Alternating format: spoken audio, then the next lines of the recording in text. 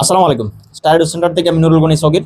আমাদের word meaning এর যে ভলিউম চলতেছিল সেই ভলিউমের দ্বিতীয় পর্বে আমাদের সাথে আছেন মুমিনুল স্যার। স্যার হচ্ছে আমাদের আজকে পর্বটি নেবেন, সবাই সাথে থাকুন। সালামু আলাইকুম। এই পাঠে আমরা পরবর্তী 5টা ভোকাবুলারি শিখবো। চলুন শুরু করা যাক। আমাদের প্রথম ওয়ার্ডটা হচ্ছে bottom.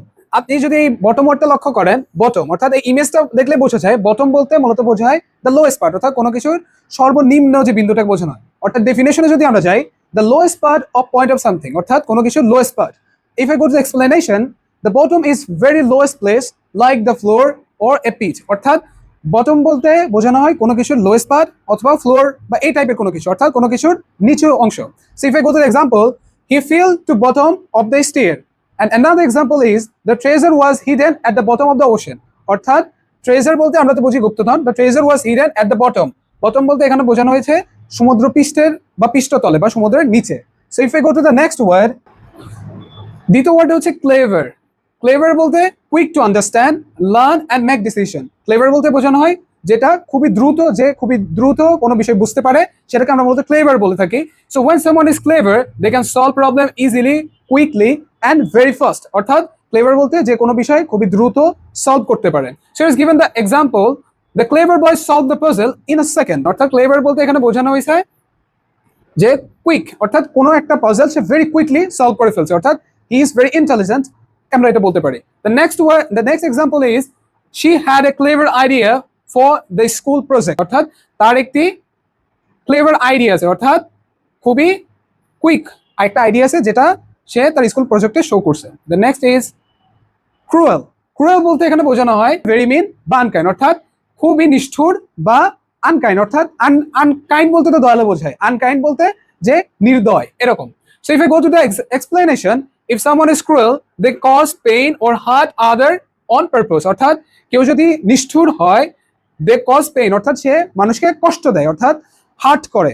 So if I go to the example, it was cruel of him to make fun of her. অর্থাৎ আমরা ক্লাসে অনেক সময় ক্রুয়েল হই, অর্থাৎ কারো উপর হার্ট করি। ক্রুয়েল বলতে যে আমরা একে কোনো বন্ধুকে বুলিং করি অথবা মজা নিই, এটাকে মূলত বলা হয়েছে যে ইট ওয়াজ ক্রুয়েল অফ হিম, অর্থাৎ তার জন্য এটা খুবই নিষ্ঠুর হবে, to make fun of her. অর্থাৎ আমরা যে ক্লাসে তাকে নিয়ে বুলিং করি বা এরকম কিছু করি, সেটা তার জন্য খুবই নিষ্ঠুর হবে। Another example, the cruel teacher yelled at a student. অর্থাৎ নিষ্ঠুর টিচারটা স্টুডেন্টের উপর চিৎকার করলো, বা ইয়েল বলতে মূলত এটা হচ্ছে শাউটের সিনোনাইম ফর্ম। সো ইয়েল বলতে মূলত বোঝায় চিৎকার করা। সো নেক্সট এক্সাম্পলে যদি যাই, ফাইনালি এটা তো খুব ইজি, এটা পিকচার দেখলে বোঝা যায়। ফাইনালি বলতে অবশেষে। So after a long wait or process at last. So if I go to the explanation, finally is used when something happen after a long wait when something is complete। অর্থাৎ কোনো কিছু অনেক সময় পর যখন সংঘটিত হয় সেটাকে ইউজুয়ালি ফাইনালি বলা হয়। If I go to the example, finally the project was finish after weeks of hard working. অর্থাৎ এক উইক অর্থাৎ এক সপ্তাহের হার্ড ওয়ার্কিং এর পর অবশেষে প্রজেক্টটা শেষ হয়েছে। Another example, we finally arrived at the beach after a long drive. অর্থাৎ লং ড্রাইভের পর আমরা একটা সমুদ্র সৈকতে পৌঁছেছি। Another is hide. এই পিকচার দেখলে বোঝা যাচ্ছে হাইড, অর্থাৎ হাইড বলতে লুকানো বা গোপন এরকম বোঝায়। So definition, to put something or yourself in a place where it can not be seen. অর্থাৎ আমরা এমন একটা প্লেসে নিজেকে গোপন করব বা নিজেকে লুকাবো যেখানে কেউ দেখতে পাবে না, অর্থাৎ it is one kind of secret, অর্থাৎ যেটা সিক্রেট বা গোপন। এক্সপ্লেনেশনে যদি যাই, when you hide you try to stay out of sight। অর্থাৎ আমরা যখন নিজেকে হাইড করব তখন আমরা লোকচক্ষুর অন্তরালে চলে যাব। অর্থাৎ এই পিকচারে দেখেন, এই মেয়েটা যখন নিজেকে হাইড করে ফেলবে তখন সে লোকচক্ষুর অন্তরালে চলে যাবে। So if I go two example, she hide behind of the door to surprise her friend. Another example, the cat hide under the table during the storm. So if I go to another, hunt. So hunt আমরা তো এটা খুবই popular. Hunt বলতে আমরা বুঝি যে পাখি শিকার করব বা এরকম বোঝাই, শিকারি বা এরকম আমরা শিকার বুঝাই ইউজুয়ালি।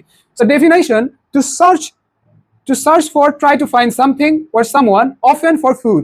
অর্থাৎ হান্ট বলতে আমরা বুঝাই কোনো কিছুকে খোঁজা, বিশেষ করে অনেক সময় খাবারকে আমরা বুঝাই।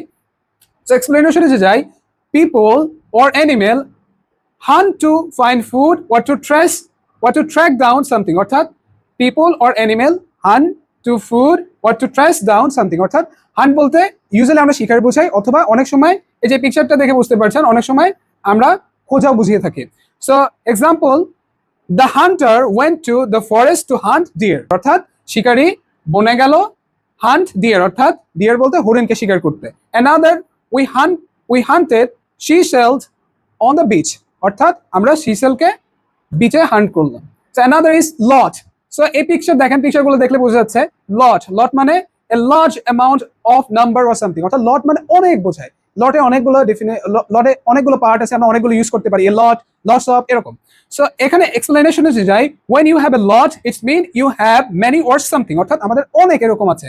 So if you go through the examples, she has a lot of homework to do, she has a lot of homework to do, এখানে লট মানে লার্জ, ইনর্মাস বা অনেক।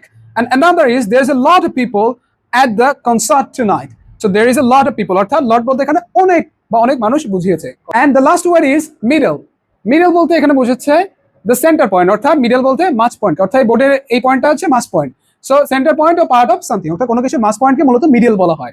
So explanation, when the middle is exact center of something whether it is placed or an object, অর্থাৎ middle বলতে কোনো কিছুর object বা কোনো প্লেসের মধ্যম পার্টটাকে মূলত মিডল বলা হয়। If you go to the example, he sat in the middle of the row, সে মিডল রোতে বসে আছে। and another example, the store is in the middle of the street, অর্থাৎ দোকানটি রাস্তার মাঝ অংশে অবস্থিত। সো আজকে মূলত এই পর্যন্তই, নেক্সট পার্টে আপনাদের সাথে দেখা হবে, সেই পর্যন্ত সাথে থাকুন, ধন্যবাদ।